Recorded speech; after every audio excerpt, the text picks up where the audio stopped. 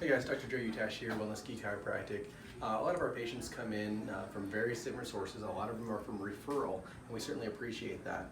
The question of the week this week is how do you find a great chiropractor, right? And so I know a lot of you guys might have family outside of Tucson, different parts of the country, even the world, and how do you go about finding a great chiropractor? First of all, I'd love to help.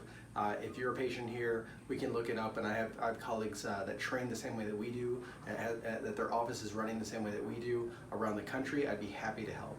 But number two is you want to find someone that's passionate about what they do, right? Whether it's a guy who's servicing your car, the person who's styling and cutting your hair, you want someone who loves what they're doing, and that should just show through. So that's number one. Number two is the team should know what subluxation is.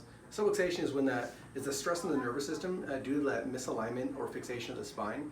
If the team doesn't know what that is, then you're probably heading towards the wrong office. So make sure that the team, when you call in, knows what a subluxation is.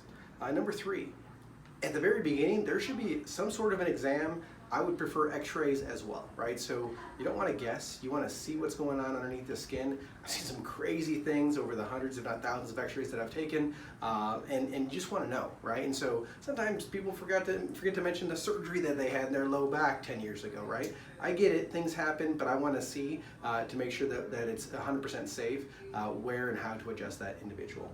And then you want to find someone who's continually training, right? Who's up to date on the latest information, who's current, right? Who's really, it's not just the job, it's really what they're doing with their passion, what their service is. And lastly, you don't want to eat in an empty restaurant, right?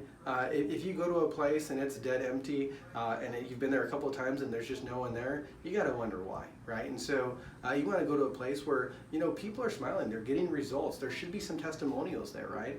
And so never eat in an empty restaurant. Same thing is true for a chiropractor. You want to go to a place, if the person is really good, they should be helping lots of people, right? Because that good news will eventually travel. So I hope that helps. Dr. Joe Utash, Wellness Key Chiropractic. How do you find a great chiropractor?